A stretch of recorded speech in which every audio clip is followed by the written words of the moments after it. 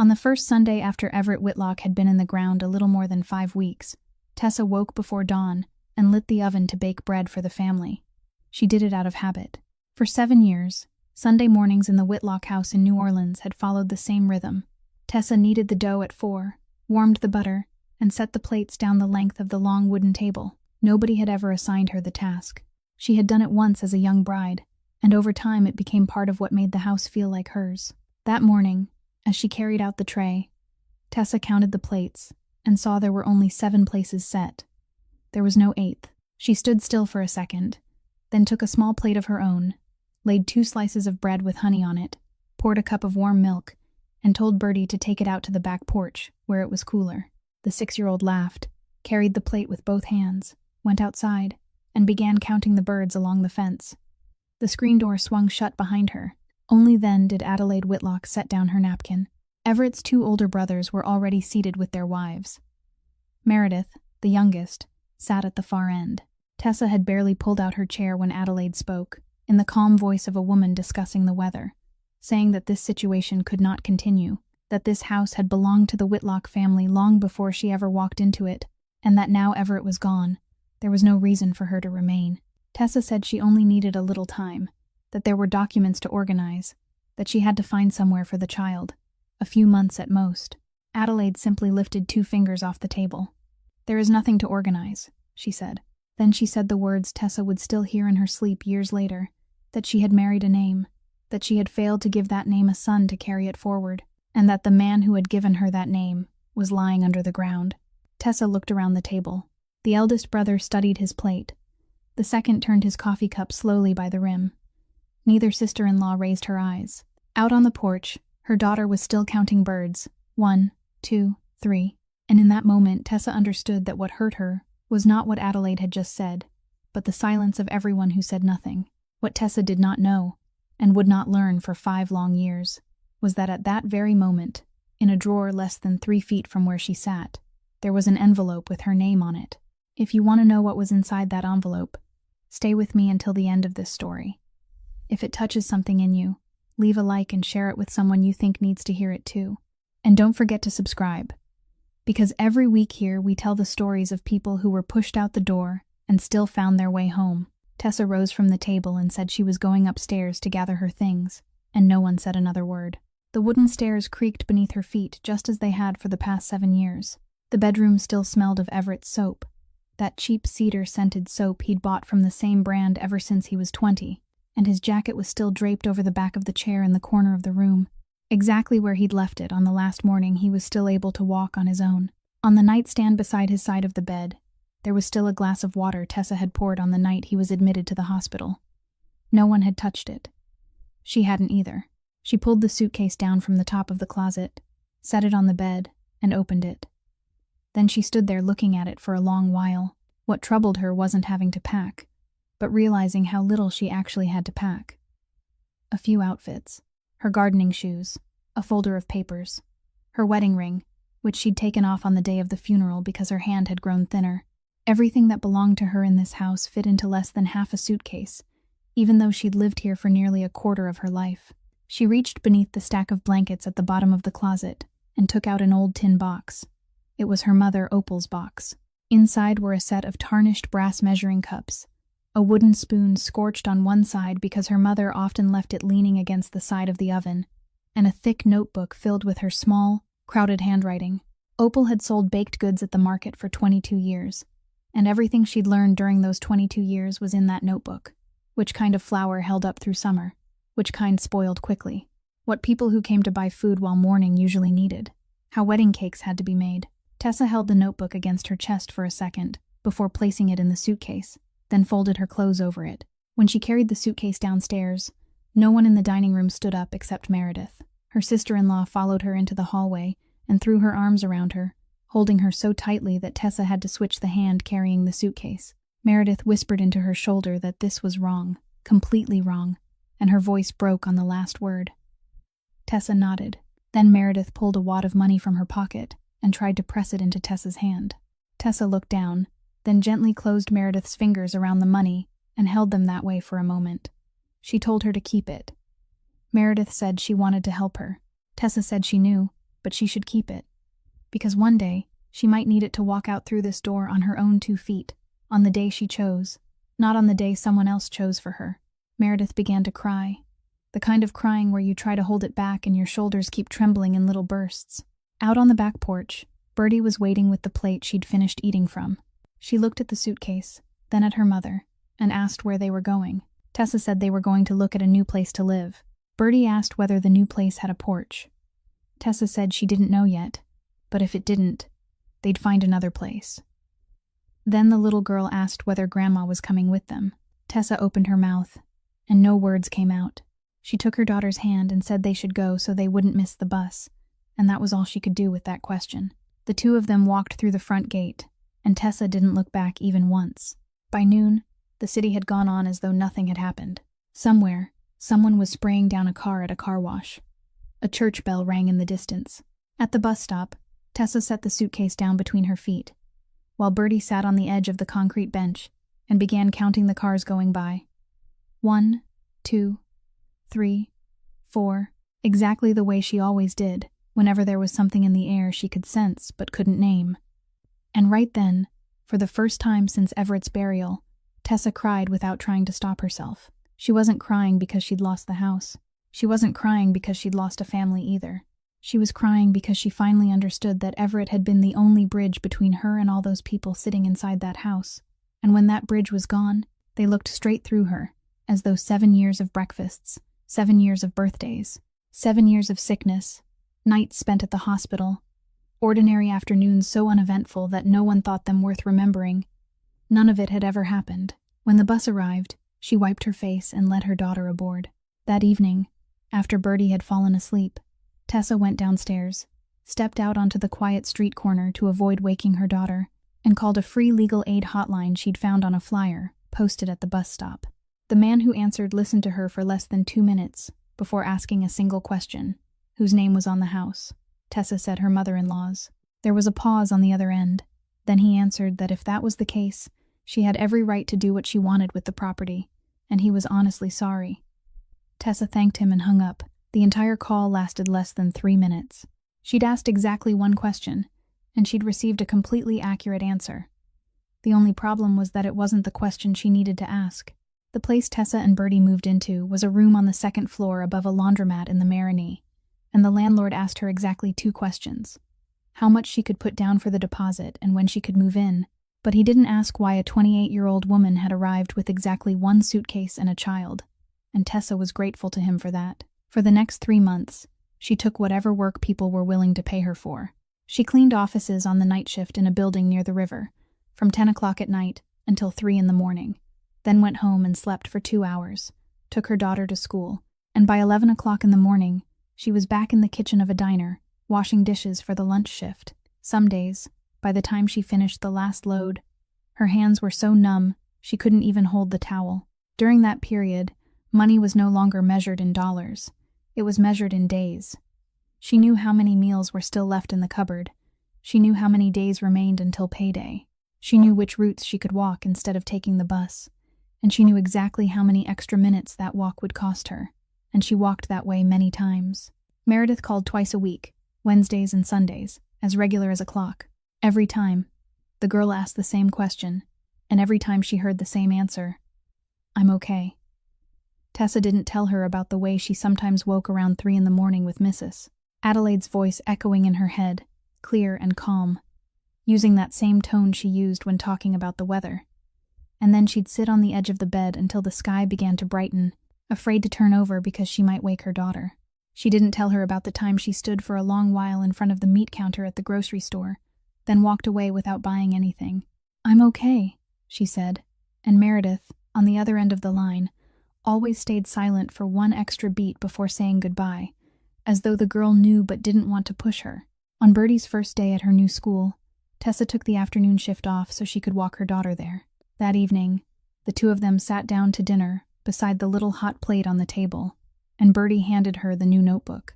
On the cover, on the line where the name was supposed to go, she'd written it herself in the large, slanted handwriting of a 6-year-old. Bertie Vance. Tessa held the notebook, and for 1 second, she couldn't say anything. She asked her daughter why she'd written it that way. Bertie looked up at her with complete honesty and said, "My teacher said to write our family name. Mama." Tessa nodded, set the notebook down, and told her to finish eating before the food got cold. That night, she sat on the edge of the bed longer than usual. Then, one Tuesday morning, sometime around her 4th month there, the road she usually took from the bus stop to the diner was blocked by several delivery trucks, and she had to turn onto another route, cutting through the covered French market. She'd taken perhaps a dozen steps when she stopped dead. The smell of hot butter and burnt sugar. The scent passed straight through her like a hand pressing against her chest. For 1 second, she wasn't 28 and late for work anymore. She was 9 years old, sitting on the ground beneath a faded canvas awning along a highway outside town, her legs stretched out on the dirt, watching her mother turn the pan of sugar over a small charcoal stove. Opal had sold her baked goods there for 22 years, through summers and winters alike, her hands roughened by flour and cold water. But she treated every tray of pastries as though it mattered, even on the mornings when only 3 people stopped by. And Tessa heard her mother's words again, whole and unchanged. The sentence she'd heard so many times as a child that she'd grown tired of it without ever understanding that people didn't buy the pastries, honey. They bought the feeling that someone still remembered them. She stood there in the middle of the market aisle and didn't move. The stall in front of her belonged to an older woman who was arranging pralines on a paper tray, placing them one by one, perfectly straight. The woman looked up, saw Tessa standing there, and asked whether she knew anything about baking. Tessa said she knew a little. The woman smiled, not the polite kind of smile people gave out of habit. She said someone who only knew a little wouldn't be looking at a tray of pastries like that. And Tessa laughed. The first time she'd laughed in weeks, a short sound that startled even her. The woman's name was Miss Delphine. From that day on, Tessa started taking the market route every morning. At first, simply walking past, then stopping for a minute, then 2. By the 2nd week, she asked where the woman bought her ingredients. Miss Delphine didn't have to think. She told her there was a wholesale warehouse near the river, open before dawn, and said she had to get there early. She had to be there by 4 o'clock, because once the sun came up, the good stuff would be gone, and all that remained would be whatever the sellers were trying to get rid of. Then she added one more warning. Never buy from anyone who wouldn't let you touch the sack of flour. Tessa entered the address into her phone and saved it. She didn't know what she was saving it for. 3 weeks later, one afternoon while delivering laundry for the landlord in exchange for a reduction in the rent, Tessa wandered onto a street she'd never been down before, and right there on the corner stood a vacant storefront. The front glass was clouded with dust. Through it, she could see a long wooden counter, several overturned crates, cracked tile in a few places, and a ceiling fan hanging in the middle of the room. A handwritten sign taped to the door said the place was for rent, with a phone number beneath it. Tessa stopped. She stood there longer than an ordinary passerby would have. Anyone walking past at that moment would have seen nothing more than an empty storefront and a handwritten sign. Tessa saw trays of pastries cooling on racks. She saw that wooden counter wiped clean, with a glass plate sitting at one end. She saw wet footprints across the tile on rainy mornings. She stood there until the light began to fade, then took out her phone and snapped a picture, without understanding why she was doing it. That night, she sent the picture to Meredith. The girl replied almost immediately, asking what it was. Tessa typed, "Nothing, just an empty storefront. Go to sleep." But Meredith didn't answer right away. Almost 10 minutes passed before the phone lit up again, and the message contained only 4 words. "It looks like Mom." Tessa read the sentence 3 times, then turned the phone face down on the table. She stood, walked past where Bertie was sleeping, pulled the blanket higher over her daughter, then reached beneath the bed and brought out the old tin box. She opened the lid and laid each thing on the table: the tarnished brass measuring cups, the wooden spoon scorched on one side, the notebook. And when she lifted the notebook, there was a yellowed paper envelope beneath it, its edges turned brown with age. Tessa knew exactly what was inside. It was the money she'd saved throughout the 7 years she'd been a daughter-in-law in the Whitlock household. Mrs. Adelaide had always believed that the women in that family had no reason to work outside the home, that having a woman go out and work for wages was a way of telling the whole city that the men in the house couldn't provide, and Tessa had never argued with that once. Instead, she'd taken in clothing repairs from neighbors, a pant hem for a few dollars, a broken zipper for a few dollars. She babysat for people on nights when they went to weddings or dinners. She baked for church fundraisers, and people gave her a little money for her work. Every time, She folded the bills and slipped them into that envelope, and in 7 years, she hadn't taken a single dollar out. Not even during the past 3 months, not even during the weeks when she ate the same cheap meal 4 days in a row, not even on the days when she walked 4 kilometers, just so she wouldn't have to pay for a ride. That money wasn't savings. It was proof that, at some point, without telling anyone, not even Everett, she'd quietly prepared for a day she'd spent her whole life praying would never come. Tessa counted it. She counted it twice to make sure. Then she took out a sheet of paper and a pen and did the math. Enough for the deposit, enough for 1 month's rent, and enough for exactly 1 first shipment of flour. If the pastries didn't sell, there'd be no second shipment. There was nothing to fall back on, no one she could borrow from, and no second month waiting for her. She sat at that table for a very long time. Downstairs, the laundromat had closed hours ago, and every so often a car passed outside before the street fell silent again. Every sensible thought in her head told her the same thing, that she had a 6-year-old child, that she had no formal qualifications, that she'd never stood behind a counter selling a single pastry in her life, that she'd survived the past 3 months only because she had 2 shifts and a cheap place to sleep. And if she threw all this money away, she might not even be able to keep that cheap room. She thought about closing the box, putting it back beneath the bed, and going to work in the morning like she did every other morning. Then she remembered something even more dangerous than losing the money. She remembered how many days of her life she'd spent in that house asking for permission. Permission to speak at the table. Permission to disagree. Permission to correct something another person had said wrong about her. Permission to be considered part of that place. And in the end, that right to remain had been taken away in less than 2 minutes, by a woman who hadn't even needed to raise her voice. Tessa closed her mother's notebook and rested her hand on its cover. It was well past midnight. She didn't sleep. The next morning, she called the number on the sign. The man who answered the phone was Mr. Boudreau, the owner of the building. And 2 days later, he asked her to come in and sign the papers right there, on that same dusty wooden counter. He was well into his 70s, walked slowly, and spread the papers out before giving them a quick glance, as though even he had forgotten what they said. Then he stopped at the line showing the rent, took his pen, crossed out the old figure, wrote down a number $200 lower, and pushed the paper toward her.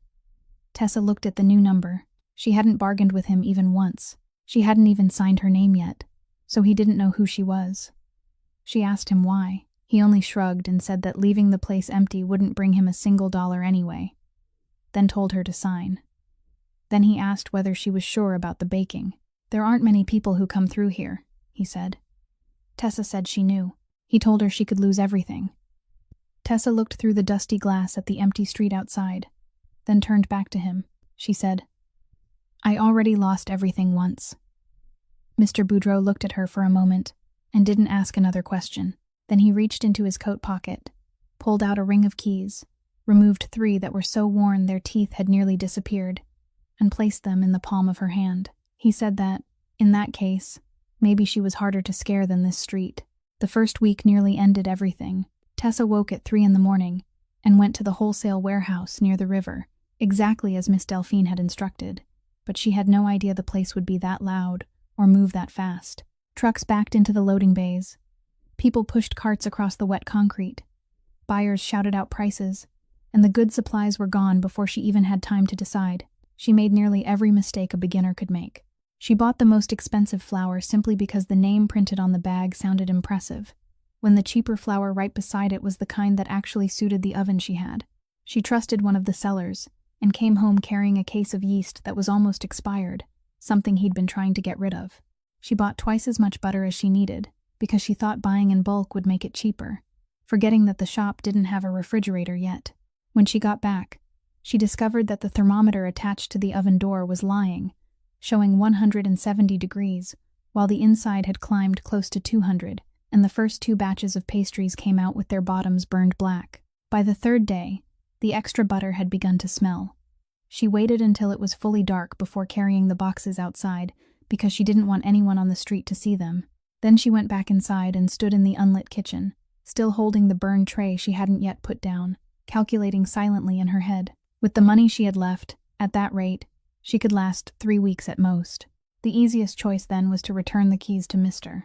Boudreau, ask for her old night shift back at the building, and pretend none of this had ever happened. She really thought about it. But at 4 o'clock the next morning, before leaving, Tessa took out her mother's notebook and opened it on the table, and this time she read it before going shopping, instead of after she'd already ruined everything.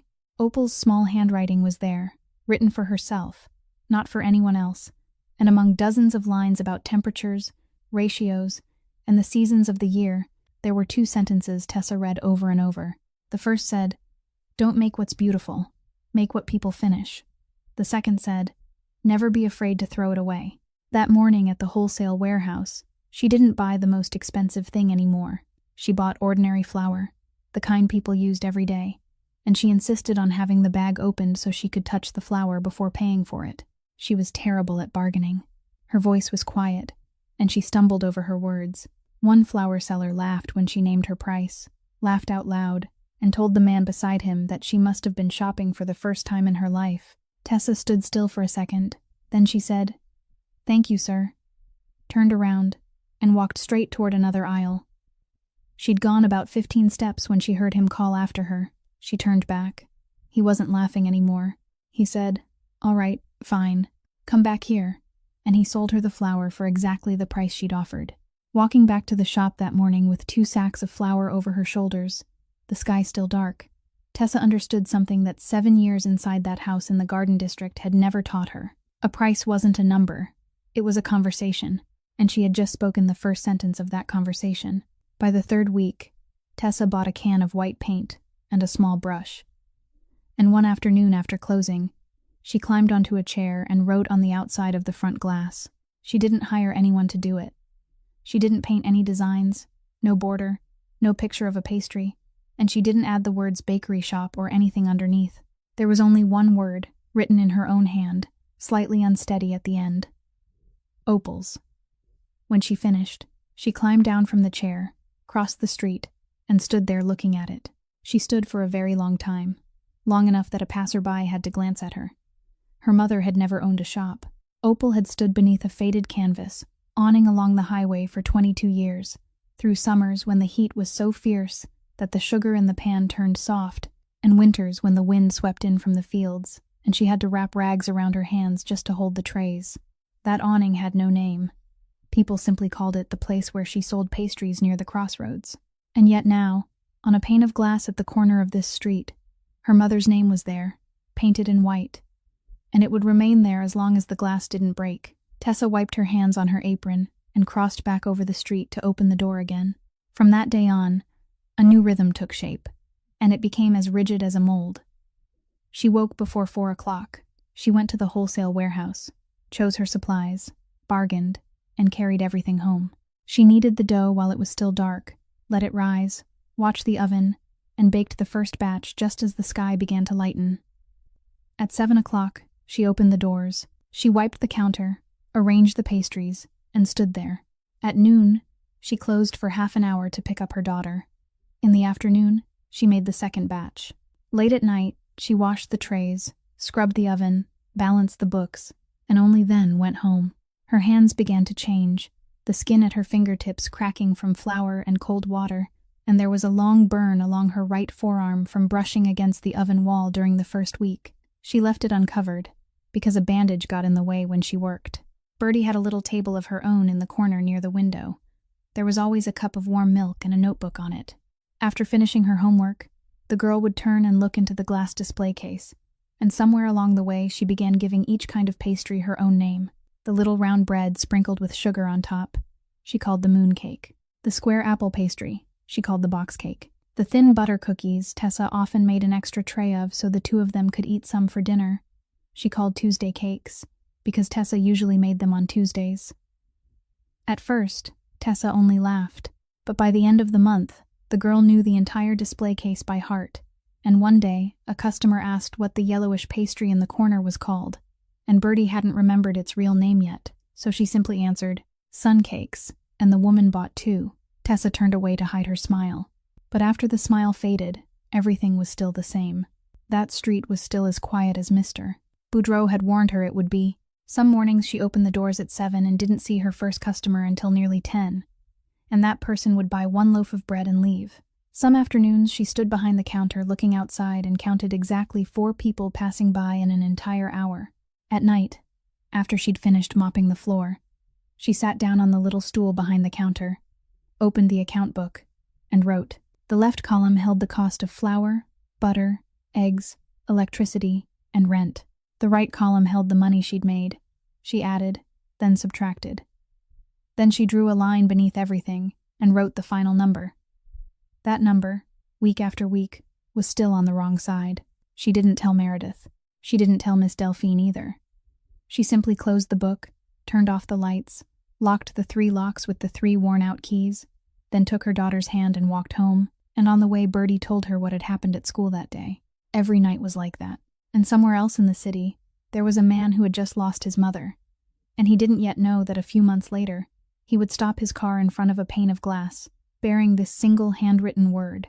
It happened on a rainy Tuesday night, sometime around 9 o'clock. Tessa had turned the sign to closed more than an hour earlier, and was standing in the back kitchen scrubbing the last tray, while Bertie was sleeping at Miss Delphine's, 2 doors down, because Tessa had needed to work late that evening. She heard a car stop directly in front of the shop, the engine shutting off, then a car door closing. Then came a knock. Not hurried, just 3 knocks, and then silence.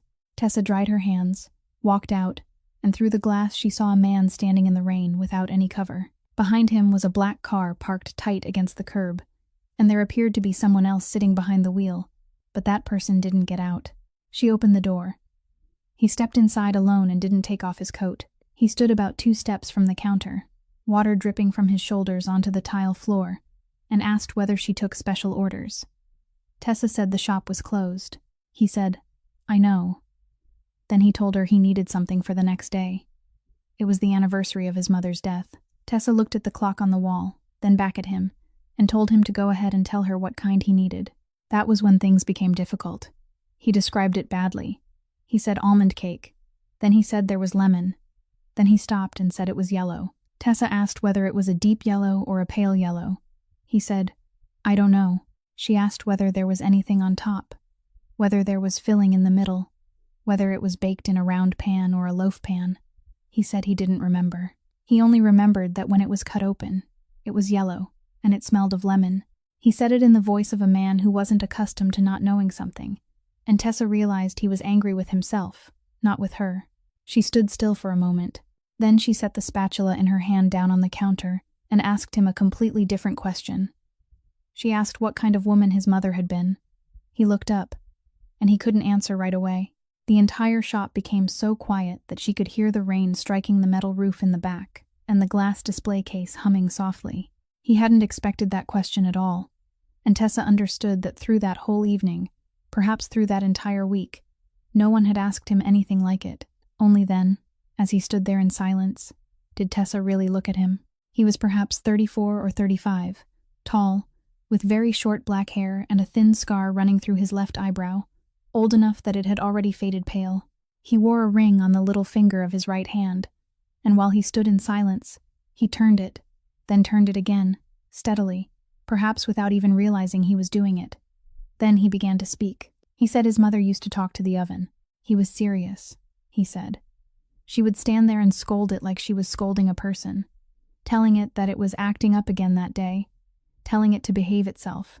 He said she used to sit on the back steps and smoke, even though she knew she shouldn't, and she smoked anyway. He said she cooked for the whole family every day for 40 years, but that cake was something she made only once a year, on his birthday, and she never made it for anyone else. He said he'd eaten it 34 times in his life, the last time the year before, and he'd never once asked her how she made it. Then he stopped. He pulled a piece of paper from his coat pocket, with an address and a time written on it, set it on the counter, and said, 6 o'clock tomorrow evening. Tessa picked up the paper. He asked how much it would cost.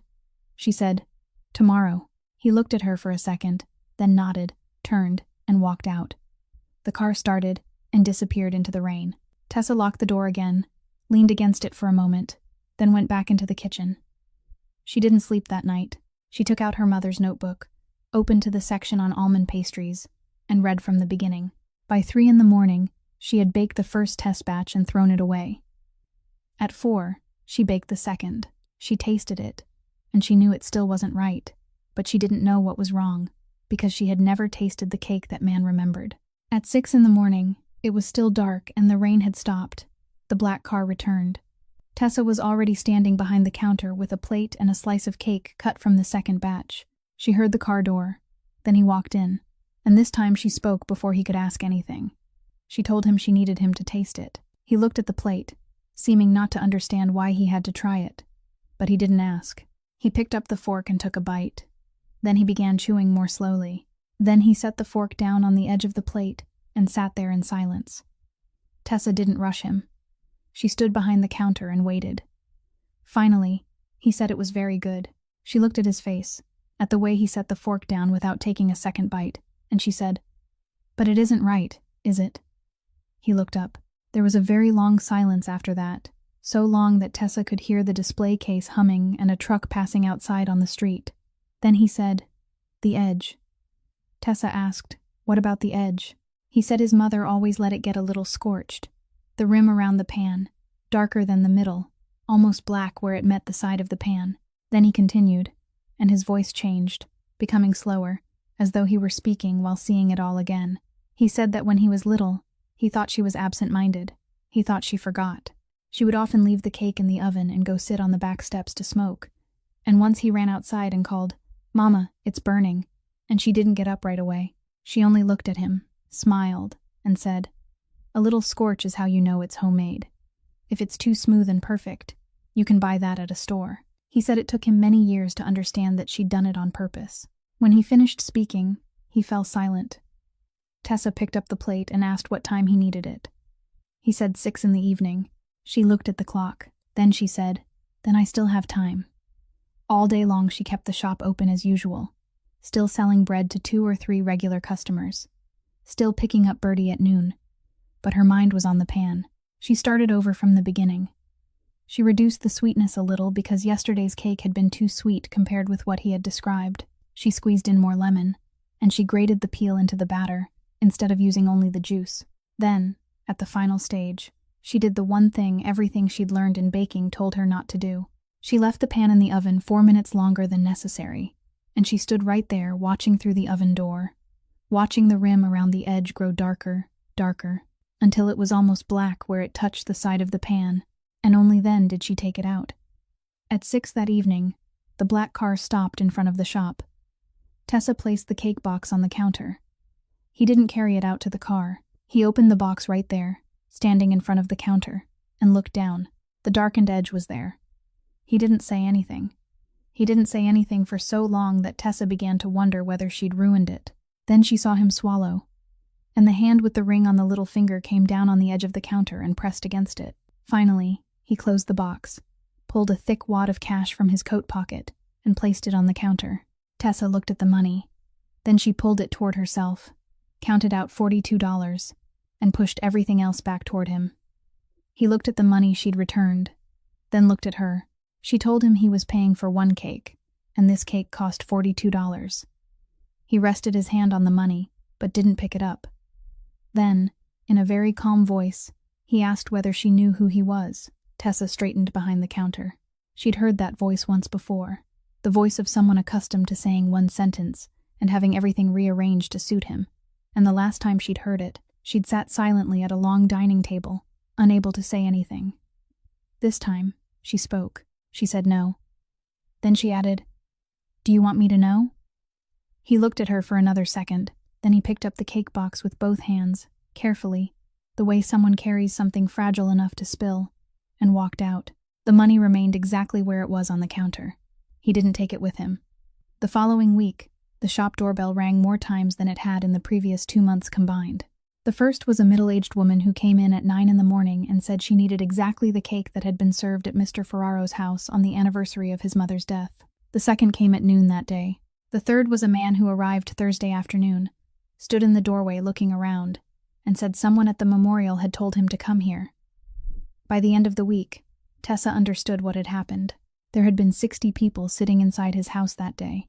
60 people had eaten a piece of that cake, on an afternoon when everyone was thinking about the person they'd lost, and people remembered the food from an afternoon like that for a very long time. Her mother had been right. The way you stand beside someone while they're grieving can sometimes be the very reason another person decides to trust you. From then on, Opal's took a different direction. People began coming because of difficult occasions. Funerals, first anniversaries of deaths, meals after burials when relatives had traveled from far away and no one had the strength to cook. Tessa realized that the people who walked into the shop on those occasions were exhausted, overwhelmed, and often unable to make even the simplest decision. She stopped handing them the printed sheet listing dozens of pastries and their prices. She put it away in a drawer and never brought it out again.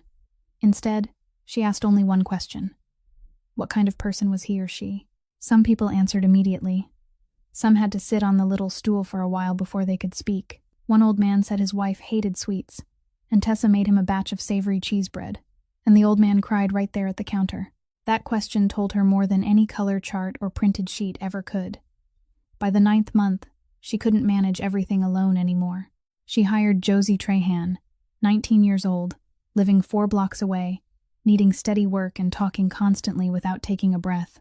Tessa taught her the same way Opal had once taught her, which meant letting her do things herself. On Josie's first day, she asked how much flour went into this. Tessa said, "Enough." Josie asked how much enough was. Tessa said, "You'll know after your first mistake."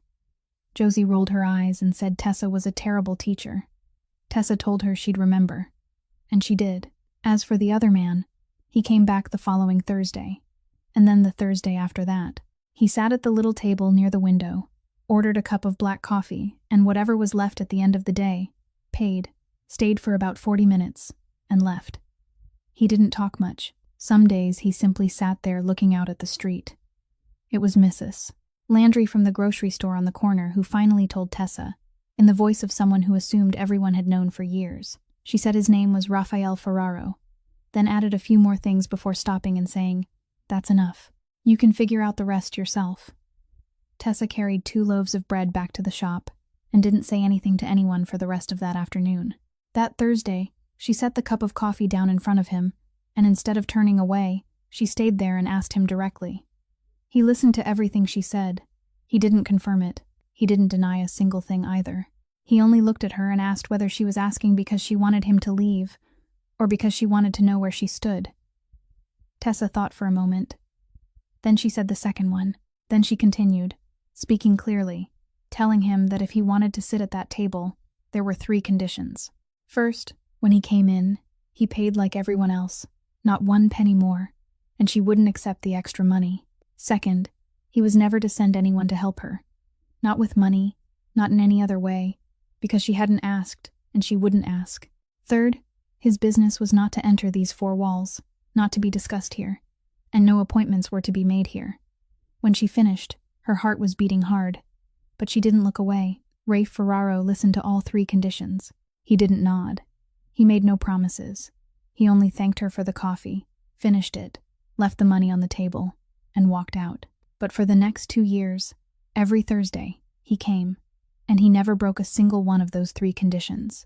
And that was his answer. It happened on an ordinary evening. While Tessa was searching for the cornbread recipe a customer had ordered for a church gathering. She flipped through her mother's notebook too quickly and accidentally opened to a page near the back, the section where Opal had written very little, the part where she'd only jotted down odds and ends that didn't seem to belong anywhere else. In the middle of the page was a short line, written in slanted handwriting. The ink faded with age. Mrs. A's recipe, traded for my cornbread recipe, French Market, summer of 2007. Beneath it was a recipe for lemon almond cake, and on the very last line, her mother had added another sentence in smaller handwriting. Bake 4 minutes longer. She likes the edges scorched. Tessa read that line 3 times. Then she sat down on the little stool behind the counter and didn't get up for a long while. 2007 was the year she turned 9. Those were the summers when she sat on the ground beneath the canvas awning. And Opal would sometimes go down to the French Market to sell for a few days when business along the highway was slow. The following Thursday, when Rafe Ferraro sat down at the table by the window, Tessa brought him his coffee, set it down, then placed the notebook, already open to that page, beside his cup. She didn't say a word.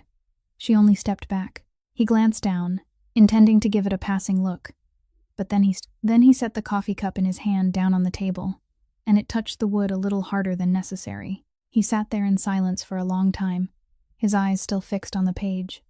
Then he asked, in a voice completely different from any she'd heard from him before, what her mother's name was. Tessa said Opal Vance. He said, the name written on the glass outside. She said yes. He reached out and touched the edge of the page, but didn't turn it, only rested his fingers there. Then he said, my mother's name was Antonia. She sold goods at the French market from sometime in the 70s until my father made her stop, and in the silence that followed, they both understood something neither of them said aloud. 19 years earlier, in the same market, two poor women had stood selling things perhaps 10 feet apart. Two women who had never owned a shop with their names on it, and on some summer morning that year, they had traded 2 recipes with each other. Neither woman had any idea that nearly 2 decades later, their children would sit inside the same little shop, looking at the same handwritten line. Rafe said nothing more that day. He finished his coffee, left the money on the table as he always did, and walked out. But around that same time, something else began. A strange man came into the shop in the middle of the afternoon, introduced himself as someone who collected money for the neighborhood association, and said every business on the street contributed a monthly amount. Tessa asked which association. He smiled and said she could just contribute and find out. She said no. He came back a second time the following week, stayed longer, talked more, and she still said no. The third time, he walked in, went straight to the counter, and placed on it exactly the amount he'd demanded during the previous 2 visits. He didn't say a word. He didn't look at her. He simply put the money down, turned around, and walked out. Tessa stared at the stack of bills lying there, and she immediately understood what had happened.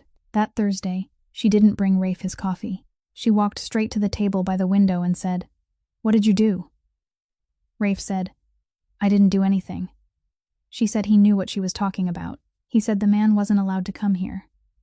Tessa said she'd told him not to send anyone to help her. He said, "I didn't send anyone. I told a man not to do something.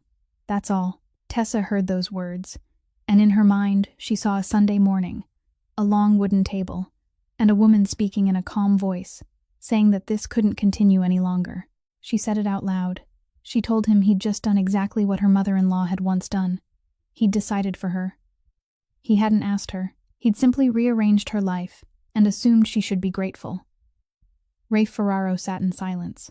Then he stood, left the money for his coffee on the table as usual, and walked out the door. He didn't come back for the next 5 months, and that very same week, Tessa put every bit of cash she had into buying a new convection oven outright, because the old one had started making noises. That night, the shop had been closed and locked since 9 o'clock. Every light was off, no one was inside, and Bertie was sleeping at Miss Delphine's, 2 doors down, where the girls still stayed on nights when Tessa had to work late. The old oven had been pushed against the back wall to wait for someone to come haul it away, and no one was thinking about it anymore. Around 2 in the morning, the old electrical line connected to it shorted out. By the time the fire trucks pulled away, half of the back kitchen was unusable. One end of the work table had burned away. The wall behind it was blackened. All the electrical wiring had to be replaced. The exhaust system was ruined, and the new convection oven Tessa had just bought outright the week before, the oven she'd poured every bit of her cash into, had its control board damaged by water and smoke. The front of the shop, where the counter and glass display case stood, was still intact. The word Opals on the front glass was still intact. That morning, Tessa stood in the burned-out kitchen with the 3 worn keys in her hand, and she didn't cry. She called the insurance company that same morning. They sent someone down to inspect the damage, take pictures, ask how old the old oven was, make notes, and 3 days later they sent her a letter. The letter said that the equipment responsible for the incident had exceeded the service life specified in the policy, and therefore the damage wasn't covered. They estimated that restoring everything would cost $9,000. Tessa read the letter twice, folded it, and placed it on the counter. She didn't have $9,000. She didn't even have $900. Every dollar of cash she had was sitting inside the damaged oven in the back. She spent that entire evening calculating, adding and subtracting again and again, and finally she did the thing she'd avoided for 2 years. She called the used equipment dealer she'd once bought the refrigerator from and asked how much he could give her if she sold it back. He asked whether she was sure. She said she'd call him back. Then she hung up and sat in the darkness. The shop stayed closed for 4 days. On the 5th day, Tessa unlocked the door, and stepped inside to begin cleaning, and she stopped right in the doorway. On the counter sat a glass jar, the kind used for pickles, filled with money, mostly coins, and $5 and $10 bills, folded and pushed tightly down toward the bottom. Beside the jar was a sheet of graph paper, the kind torn from a school notebook, and on it was a handwritten list in many different kinds of handwriting. Josie was standing in the kitchen doorway watching her. Tessa picked up the paper and counted. 51 names. There was Mrs. Landry from the grocery store on the corner. There was Mr. Otis, the barber 2 doors down. There was Miss Delphine, and beside her name was a number that made Tessa put the paper down for a moment, because she knew how much the woman made in a day at her praline stand. There was the old man she'd once made savory cheese bread for, because his wife had hated sweets. There was one name that simply said, Friday bread customer, because the person didn't want to write down their real name. And there were many names Tessa didn't recognize when she read them. But when Josie described them, she remembered every face. The people who had kept walking into the shop, buying something, nodding, and leaving for the past 2 years. She turned the paper over to see whether there were more names. There weren't. His name wasn't there. She read the entire list again to make sure. It wasn't there. Josie stood there, and after a moment, she told her one more thing. She said the fire trucks had arrived much earlier that night than they normally would have. Her family lived nearby, and she'd heard them, and she said that by the time the trucks arrived, the shop's fire alarm hadn't even had time to sound, because the alarm was connected to the system in the front room, while the fire had started in the back. Someone had called first. The dispatcher had said the call came from an unregistered number, and the caller hadn't left anything, only read out the address and hung up. No one knew who it was. Tessa listened to everything. She placed the paper down on the counter, told Josie she was going inside for a moment, then walked into the walk-in refrigerator and closed the door behind her. It was dark and cold in there, with the steady sound of the machinery running. She stood with her back against the stainless steel rack and cried there, silently, both hands pressed over her mouth, until there was nothing left. Then she wiped her face with the edge of her apron, opened the door, walked back out, and told Josie they would start cleaning from the left corner. The money in the glass jar wasn't enough to cover $9,000, but it was enough to reopen the shop, and once the doors opened again, everything else could begin moving forward. Tessa paid off the remaining balance over 14 months. The new oven stood exactly where the old one had once stood. Then, in the 4th year, she hired 2 more people, one for the morning shift and one to help with deliveries, and bought a small used delivery truck, had it repainted white, then hired someone to paint opals on both sides.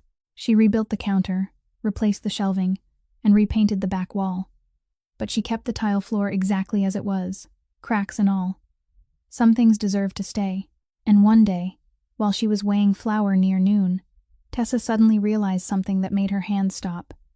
She couldn't remember the last time she'd woken at 3 a.m. with Mrs. Adelaide's voice in her head. It wasn't that the memory had disappeared. She still remembered every word. She still remembered the way Mrs. Adelaide had lifted 2 fingers from the tabletop. It had simply stopped ruling the nights. It had been pushed down into something that had happened, instead of something that was still happening. Around that same time, on a Thursday afternoon, the doorbell rang, and Rafe Ferraro walked in. 5 months had passed, and he hadn't given her any warning. He didn't walk straight to the table by the window. He stood in line behind 2 other customers, and when it was his turn, he ordered a cup of black coffee and a pastry, paid the full amount, and only then went to sit down. Tessa brought him his coffee and said nothing. He said nothing for a long time either. Then he said, "It took me 5 months to straighten something out in my own house." She stopped. He continued without looking at her, his eyes fixed on the window. He said, "You were right. Some people don't need to be rescued. They need to be left alone to do what they need to do." Then he drank his coffee. That was the entire apology, and Tessa understood there wouldn't be another sentence. She nodded and went back into the kitchen. From that Thursday on, he came regularly again. Then, toward the end of the 5th year, on a Saturday night after Josie had gone home, and only the 2 women were still there, Meredith brought 2 cups of coffee from the shop on the corner and sat down on the doorstep. She'd gotten into the habit of stopping by her sister-in-law's shop on weekends. The 2 of them sat in silence for a while. Then Meredith turned the coffee cup in her hands and said she had something she wanted to tell Tessa. Tessa waited. Meredith said she was getting married. Tessa hugged her, and the 2 of them laughed together, and Meredith told her about the man she was marrying, the wedding date, the place they'd chosen. Then she fell silent, and something changed in her face. She said she wanted Tessa to make the cake. The smile on Tessa's face faded just a little. She said, "Your mother will be there." Meredith looked out at the street and said, "I know." Then she said that all these years she'd carried that Sunday morning inside her, and she still didn't know how to talk to her mother about it without becoming angry. Tessa placed her hand over Meredith's and told her she didn't need to punish her mother on Tessa's behalf. Meredith turned and looked at her. She said she wasn't punishing anyone. She was choosing Tessa for herself.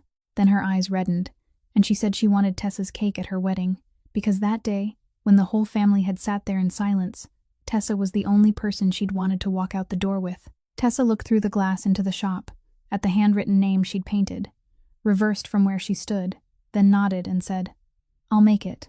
Meredith laughed through her tears. Later that night, after they had both gone inside, and Tessa was arranging the trays for the next morning, Meredith suddenly said there was one more thing she'd never told anyone. Tessa turned around. Meredith said that spring, a few months before Everett died, he had borrowed her car 3 times, 3 mornings, separated by a few weeks. He left early and came back before noon. Tessa asked where he'd gone. Meredith shook her head and said she didn't know. She'd asked him, but he hadn't told her. Then she added that the 3rd time, when he returned the keys, he'd told her not to tell anyone he'd borrowed the car, not even Tessa. And then he'd laughed and said it was nothing. Meredith said that at the time, she thought he was out buying Tessa a birthday present. Then she said more quietly, "But your birthday is in September." Meredith gave her mother everything without hiding a thing. The address, the phone number, photographs of some of the cake designs, and even the name written on the glass. None of it meant anything to Adelaide Whitlock. She only said that she would go see the bakery herself. The following Tuesday afternoon, Tessa was in the back room, her hands still submerged in a basin as she shaped the frame for a wedding cake base. When the doorbell rang, she heard Josie greet a customer, then heard a woman answer, and she went completely still. Some voices remain untouched in memory. They don't grow old. They don't fade. 5 years had passed. She recognized it instantly. Josie said, "Yes, Meredith's wedding. We've got the order." The woman said, "I told my daughter a wedding shouldn't be entrusted to some little bakery in a forgotten corner of town, but she insisted." Tessa closed her eyes for a second. Then she pulled her hands from the water, wiped them on her apron, and walked toward the front. Adelaide was standing with her back to her, looking into the glass display case. She was wearing dark clothes. She looked smaller. That startled Tessa, because in her memory, this woman had always seemed to fill an entire room. Tessa said, "Hello." Adelaide turned around, and her face was blank. Not shocked, not angry, just blank, as though for one brief moment her mind refused to accept what it was seeing. Josie looked from one woman to the other. Finally, Adelaide said, almost in a whisper, "Tessa." Then she said, "You work here?" Tessa placed both hands on the counter. She said, "I own it." Adelaide looked around again, and this time she looked carefully. The refrigerator, the rows of shelves, the stack of orders clipped beside the register, the small delivery truck parked outside with opals painted across its side. She asked how long it had been there. Tessa said 5 years. Adelaide reached out and gripped the edge of the counter. Tessa looked toward Josie and asked her to go over to Mrs. Landry's and bring back a few cups of coffee. Josie understood immediately, nodded, and went out. When the door closed behind her, Adelaide said, "I've heard people mention this name.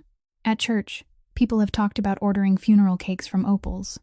I didn't know who Opal was." Tessa let those words sit in the air for a moment. Then she said, "I lived in your house for 7 years. Not once did you ask my mother's name." Adelaide didn't answer. She looked down at the wooden counter, at the worn places left behind by years of people setting pastry boxes there. Then she straightened, and her voice returned to exactly the same calm tone it had carried on that Sunday morning years ago. She said, "I'll move the wedding order somewhere else." Tessa said, "Meredith already chose." Adelaide said Meredith didn't understand everything. Tessa said, "She's a grown woman preparing for her own wedding. I think she knows exactly what she wants." Adelaide opened her mouth, and nothing came out. Tessa stood there watching, and she realized that this was the first time in the 7 years she'd known this woman that she had no answer ready. At that long dining table years ago, she'd always had one. She had a sentence for every situation, for every person. and she delivered those sentences in a voice that made no one feel like arguing. Now she stood in a small shop in the Marigny, one hand gripping the counter, and she couldn't find a single thing to say. Outside, a car passed along the street. Inside the display case, the trays from the afternoon batch were slowly cooling.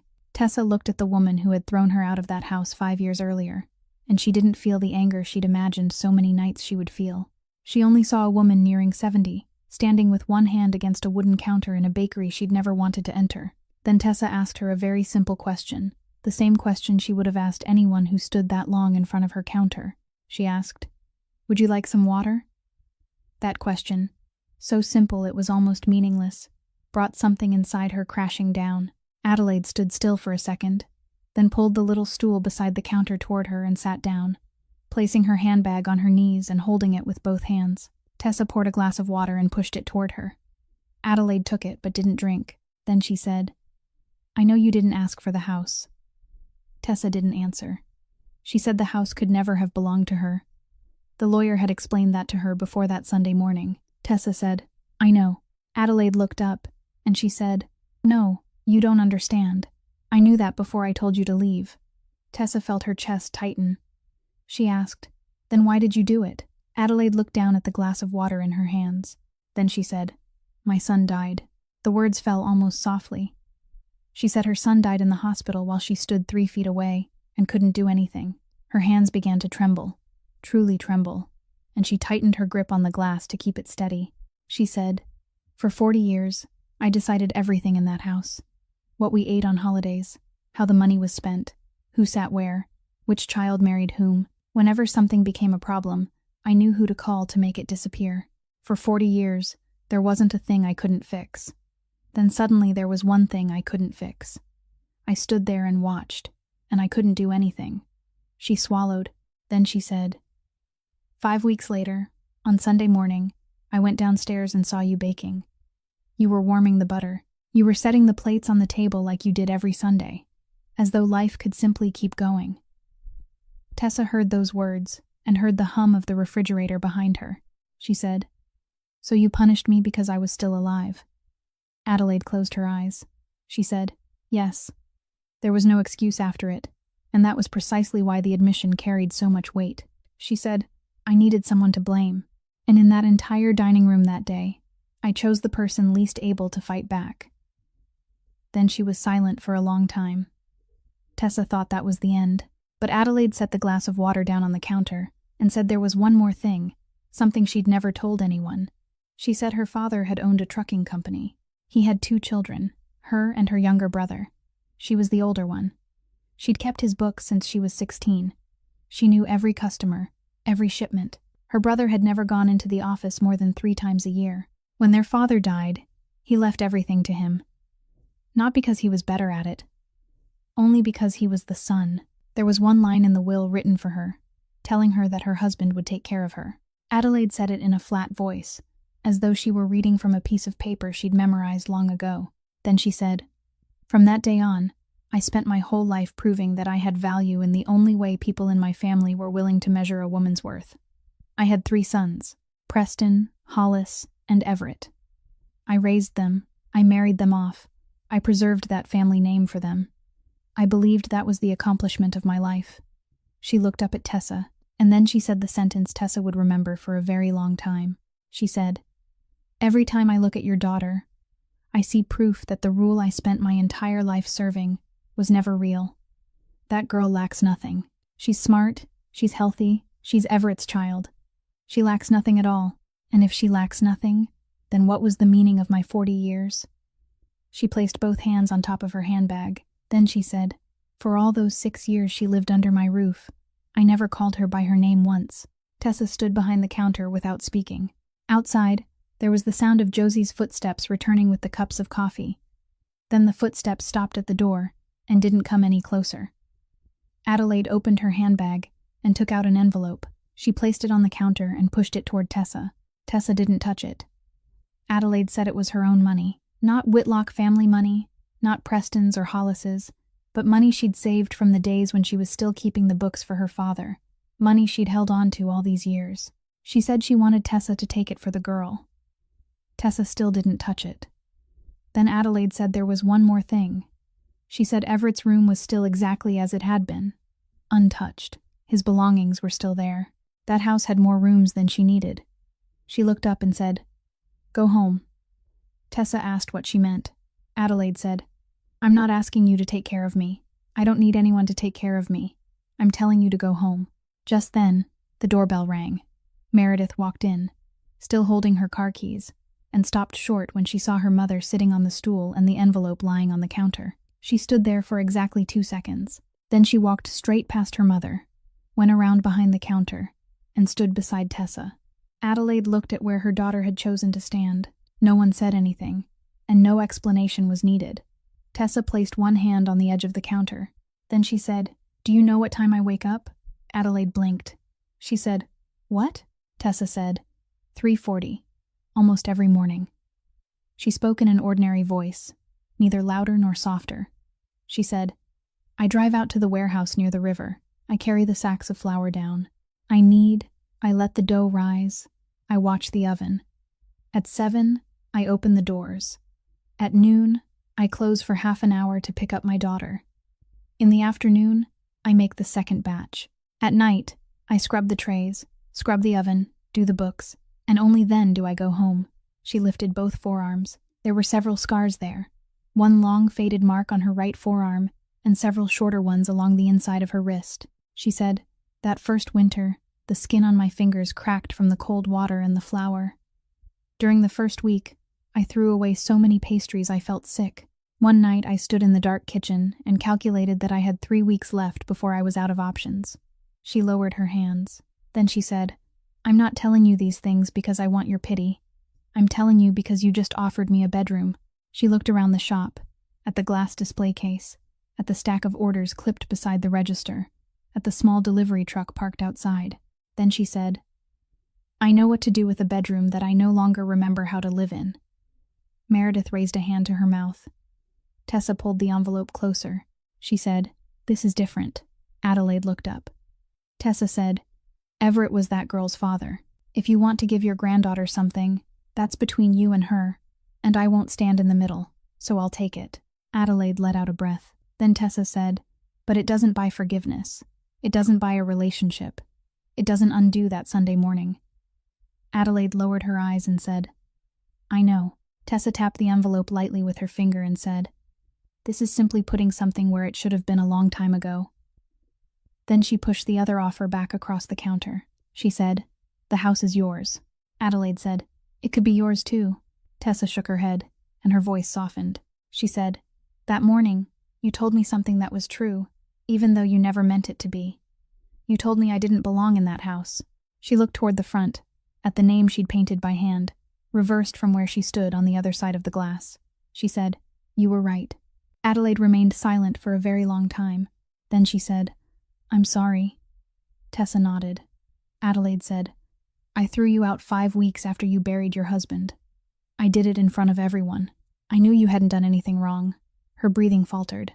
She said, "There's no way to say it that makes it easier. I was cruel." Tessa said, "Yes," Adelaide said. "And it took me 5 years to say that out loud." Tessa looked at her for a long time. Then she said, "That's over." Adelaide frowned. She asked, "That's all?"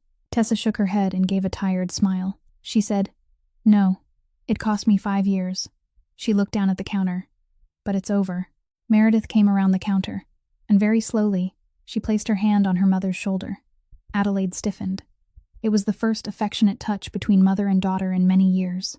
Then she began to cry, very quietly, almost without a sound. Tessa didn't step forward. She didn't need to. When Adelaide stood and walked toward the door, Tessa called her back. She asked what the lawyer's name was, the one she'd mentioned earlier. Adelaide stopped, her hand resting on the doorknob. Then she said, "Fontenot. The office is on Camp Street." The next morning, Tessa was the one who called that number. The person who answered the phone that day said Mr. Fontenot had retired in the spring, but the office was still reviewing its remaining files for the handover, and she asked for Tessa's full name and mailing address. 4 days later, a certified letter was delivered to the shop. Tessa signed for it at 9 in the morning, in the middle of 3 funeral cake orders and a birthday cake that had to be delivered that day. so she placed the envelope on the counter beside the register and meant to open it later. Then later became noon. Noon became afternoon, and by the time Josie left, Tessa still had to scrub the oven. It wasn't until 11 that night, when the shop had only one light left burning over the counter, that Tessa finally sat down on the little stool and tore open the envelope. Inside were 3 sets of papers. The first was a notarized copy of a deed of gift, signed on March 19th, 3 weeks before Everett died. In it, he transferred his entire inherited interest in the Whitlock family property into his wife's and daughter's names. Tessa read her own name, then Bertie's, then read it again from the beginning. The second was a copy of the attached medical records, the documents the lawyer had required to establish that the person signing had still been mentally competent at the time of execution. The date of diagnosis on the first line was November of the previous year. 4 months. He'd known for 4 months, and he hadn't said a word to her. Tessa sat in silence for a long time with that paper in her hands. She thought about the 3 mornings when he'd borrowed Meredith's car, leaving early and coming back before noon, telling his sister not to tell anyone. She'd thought he was out buying a gift. He had gone to the office on Camp Street. The third set of papers was a short letter from Mr. Fontenot himself, handwritten, explaining that he was closing out the office files and had discovered that the deed had never been acknowledged as received by the beneficiaries. Near the end, he added one final line for completeness, stating that according to the office log, a copy had been personally delivered to Adelaide Whitlock, in her capacity as the family representative, on the 8th day after the funeral. Tessa found the old calendar in the drawer and counted. From that date to that Sunday morning was 27 days. She placed the paper down on the counter. She sat in the dark shop beneath a single light until dawn. For all those years, she'd believed Adelaide had thrown her out because she was grieving, because she'd lost her son, because she needed someone to blame. Adelaide had said exactly that with her own mouth, and Tessa had believed her, and she'd forgiven her on the strength of it. Now she sat there and understood that the pain had only been half of it. The other half was that Adelaide had known. She'd held that paper in her hands for 27 days. She hadn't thrown Tessa out in anger. She'd thrown her out so she would walk through that door before she ever had the chance to learn what she owned. On Thursday, when Rafe Ferraro sat down at the table by the window, Tessa brought him his coffee and placed the entire file beside it. She told him to read it. He read all 3 sets slowly, from beginning to end.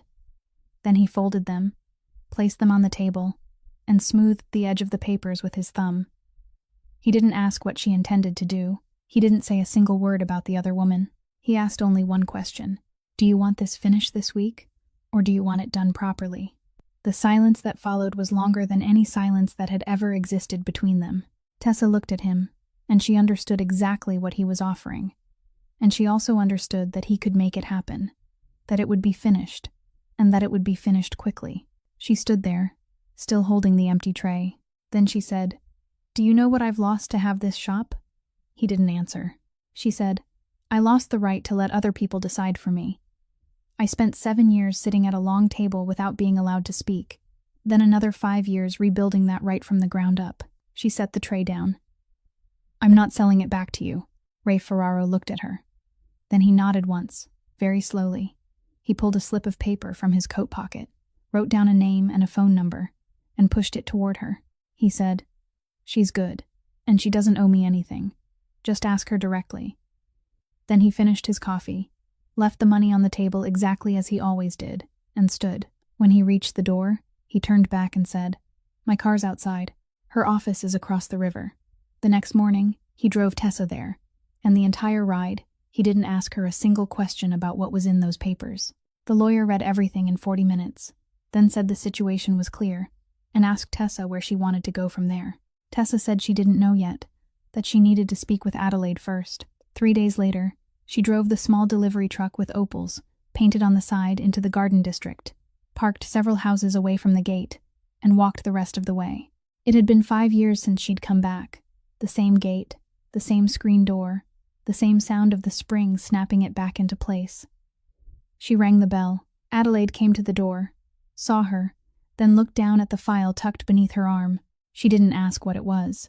She only stood there for a second, then stepped aside and held the door open for her. The fact that she didn't ask was itself an answer. The 2 women sat in the living room. Neither made tea. Neither offered the other anything. Tessa placed the file on the table. Adelaide looked at it and said, "Mr. Fontenot retired, didn't he?"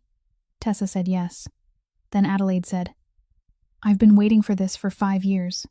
Not waiting for it to arrive. Waiting for you to know," Tessa asked her to tell her. Adelaide sat upright, both hands resting in her lap, and began. She said, "That Sunday morning, I got up before you did. I took the envelope containing the copy out of the drawer upstairs, brought it down, and put it on the dining table, right beside your plate. I meant to give it to you over breakfast. I sat in my chair and waited for everyone to come down. Then I heard you in the kitchen, so I went downstairs." She stopped. Then she said, "And I saw you setting the table. You were counting the plates. You set 7 places, and I knew exactly who you were counting. Then I saw you stop, take one small plate by itself, put some pastries on it, pour a glass of milk, and tell the little girl to take it out to the back porch." Adelaide looked down at her hands. She said, "She held the plate with both hands and smiled, then went outside, and I heard her start counting birds along the fence." She said, "I stood in the kitchen doorway, and in that space of time, maybe 30 seconds, I understood something. If I gave you that paper, then this house, this land, everything my father-in-law had left behind, would belong to the little girl sitting outside counting birds. Not Preston, not Hollis, her." She looked up at Tessa. "I went back into the dining room. I picked the envelope up from the table. I opened the dining table drawer and put it inside. Then I sat down, and when you brought the pastry tray out, I told you to sit." "The living room was very quiet," Adelaide said. "Those 30 seconds were the worst 30 seconds of my life. And it took me 5 years to say that out loud." She said everything she'd told Tessa at the shop the other day had been true. She had been in pain. She had lost her son. She had needed someone to blame. But if that had been all there was to it, she would have given Tessa the paper the next month, or the year after. She hadn't. Then she said, "I'll give everything back. The house, the land, Everett's share, all of it. Whatever you want, I'll sign it over." Tessa sat in silence for a long time. Then she said no. Adelaide's head came up sharply. Tessa said, "I'll take only what belongs to the girl. Exactly her share. Not a penny more. And I won't take it for myself. Put it in a trust until she's 18, managed by a third party. And I won't be allowed to withdraw from it either." Adelaide asked what about Tessa's share. Tessa said she wouldn't take it. Adelaide asked why. Tessa looked around the room, at the corner cabinet, at the wooden staircase she'd climbed one last time carrying an empty suitcase. Then she said, "Because I don't need this house to prove that my husband loved me." She said he'd driven to that office 3 times while he was seriously ill, and he hadn't told her a word because he didn't want her to spend those final 4 months living in fear. She said, "I know now. I don't need a house to testify to it." Adelaide raised a hand to her mouth and sat that way for a while. When Tessa stood to leave, Adelaide walked her all the way to the screen door. Tessa had already stepped down onto the first step when she heard Adelaide call her name. She turned. Adelaide stood in the doorway, one hand holding the screen door, and asked a question she hadn't asked once in 6 years. She asked, "What kind of pastry does the girl like?" The 3 weeks after that passed in complete silence. No phone calls, no letters, no messages. Tessa still opened the shop at 7 in the morning, and still closed when the light began to fade, and she didn't mention what had happened to anyone, not even Josie. Then Meredith called. She said her mother still wanted the wedding to have Tessa's cake. Tessa asked whether Adelaide had said that. Meredith said she had, those exact words, and nothing more. The wedding took place on a warm autumn afternoon in the Garden District, in the backyard of a rented house, beneath old oak trees draped with Spanish moss that hung almost low enough to touch people's heads. Tessa and Josie arrived at 4 in the morning in the small delivery truck loaded with boxes. They worked through the entire morning. The wedding cake stood in the middle of a long table, and it wasn't any of the designs Meredith had ever sent her in photographs. It was the cake Tessa had made for Meredith's 20th birthday. Back when Everett still sat at the head of the table and everything was still intact, the cake Meredith had eaten 3 slices of that year until her mother had scolded her. When the bride stepped out into the garden in her wedding dress and saw it, she stopped short and burst into tears, and the makeup artist groaned that she'd just finished her face. Meredith laughed through her tears, carefully dabbed her cheeks, and hugged Tessa. Tessa meant to leave before the guests arrived. She'd taken off her apron and was holding her car keys when Adelaide found her in the parking area. She came walking barefoot between the rows of cars, carrying her shoes in one hand. She called Tessa's name. Tessa stopped. Adelaide stood there looking awkward, not because she was barefoot, but for another reason. The woman who had controlled every meal for 40 years now didn't know how to make a simple request. Finally, she said, "Stay." Tessa didn't answer. Adelaide added, "As Meredith's guest, not mine." In the garden, the music had already begun, and people were finding their seats. Tessa looked toward the gathering. Then she said, "All right." She sat at a table on the left, where Miss Delphine was sitting, along with Mrs. Landry, Mr. Otis the barber and his wife, Josie, and 11-year-old Bertie in a blue dress she'd picked herself at the store and refused to change. No one stood up and gave a speech about reconciliation. Adelaide didn't take a microphone. A private apology didn't need to become a performance. At the other table, Adelaide sat with Preston, Hollis, and their wives and children, and Tessa noticed that Meredith went over to that table twice, sat beside her mother, and talked to her slowly and carefully, without pretending that nothing had ever happened. That was enough. Looking around her table, Tessa felt something inside her finally settle. No one there was related to her. No one carried her last name, and yet they were there. And they were there because of difficult mornings, phone calls, the times she'd baked funeral cakes for their families, and a glass jar placed on her counter one morning when she thought there was nowhere left to go. Family wasn't always inherited. Sometimes it was accumulated. Near the end of the meal, a man sitting beside her turned and asked what she did for a living. Years earlier, the answer would have come immediately. "I'm Everett Whitlock's wife." For a while after that, it became, "I'm a widow." Then there was a period when she avoided answering altogether. Now she answered without thinking. She said, "I own a bakery." The man smiled and said that explained why the cakes looked so professional. Tessa smiled and said, "They'd better." She left before midnight because the wholesale warehouse opened at 4 in the morning. She took Bertie home, then stopped by the shop to unload the last of the dirty trays.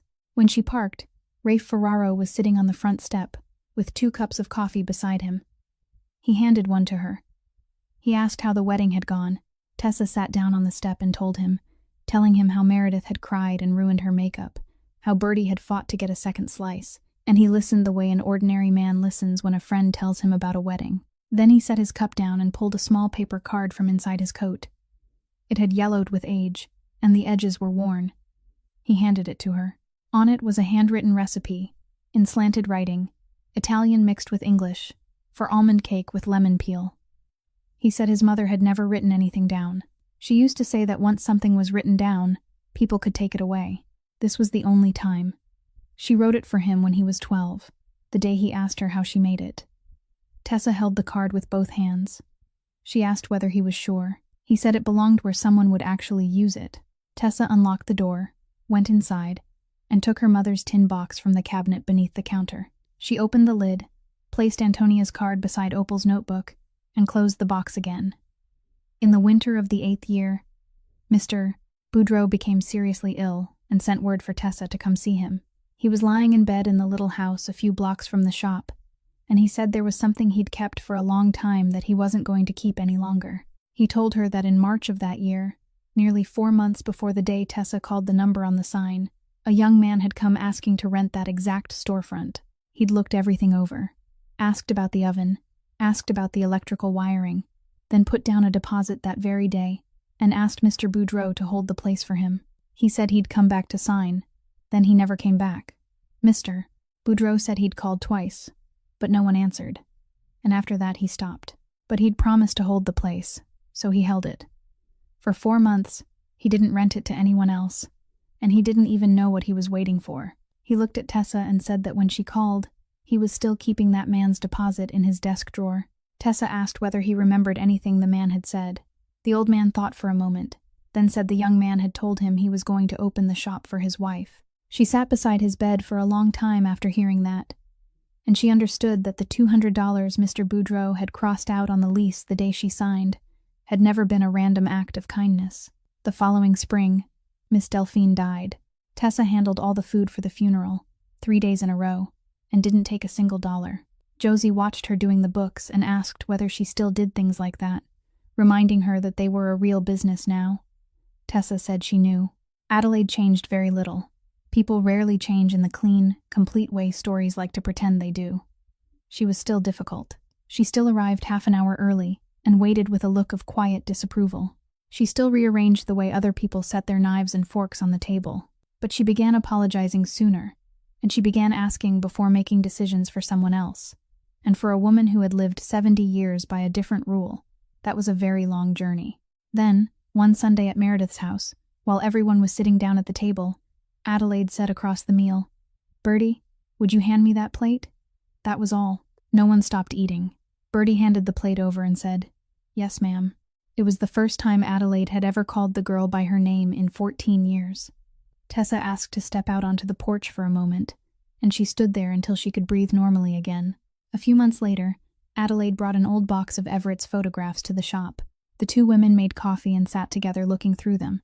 Pictures of Everett at the beach, pictures of him laughing beside a broken lawnmower, pictures of him and Tessa standing in front of their first apartment. For a long while, neither of them said anything. Then Adelaide said she'd once believed admitting she was wrong would make her smaller. Tessa turned to the next photograph and asked whether it had. Adelaide said no, it had only made the thing she carried on her back smaller. As for Rafe Ferraro, it took him years to gradually move whatever he could into legitimate business operations, and he never told Tessa more than she asked, nor did he ever offer a single excuse for the life he'd lived. She never asked him to become someone else either. 7 years after that rainy night, the two of them were married right there in the shop on a Tuesday morning, with only a few people present, the ovens still running in the back, and Bertie holding the rings. At 18, the girl went to college using exactly the money her father had left her, not $1 short and not $1 more. As Tessa grew older, she came to understand many things differently. She understood that losing a house and losing your place of belonging weren't the same event. She'd once believed that house gave her safety, because no one had ever told her to leave it. But safety that depends entirely on someone else's permission is fragile, and true belonging only began the day she stopped waiting for someone else to confirm her worth. She also understood that forgiveness hadn't arrived on the day Adelaide apologized. It had begun years earlier, when Tessa became so busy rebuilding her life that she no longer had time to replay the old arguments in her head. That didn't make the cruelty acceptable, and it didn't erase anyone's responsibility. It only meant that she refused to let the worst day of her life write the rest of her days for her. People often told her she was strong. Tessa didn't agree. Strong sounded too clean, and her life had been much messier than that. She'd been afraid. She'd cried in the walk-in refrigerator. She'd bought the wrong supplies. She'd nearly lost the whole shop, and she'd doubted herself hundreds of times. What saved her wasn't a constant kind of courage. It was the decision to keep going while she was still afraid. She also learned that you could forgive someone and still keep your own keys, and you could accept an apology while still choosing a different home. One late night, after a long weekend filled with weddings, Tessa turned off the last light over the counter. The word opals disappeared into the darkness behind the glass, but she knew it was still there. It didn't need light to exist. Neither did she. She locked the door with her own set of keys and walked home beneath the quiet New Orleans sky, carrying nothing else in her hands. Because her mother had been right from the very beginning, people didn't buy pastries. They bought the feeling that someone still remembered them. The envelope in that drawer had finally found its way back to the person it belonged to. It had simply taken a very long detour through 5 years and a little bakery on a street corner. If Tessa's story left something in your heart, please subscribe to our channel, leave a like, and share this video so that every day you'll have more good stories to listen to. How did you feel about today's story? And if you were in her place, what would you have chosen to do? Please leave a comment below, because we truly want to hear what you feel deep in your heart. We wish everyone watching this video good health, a joyful life, and peace each day. Goodbye, and we'll see you in the next video.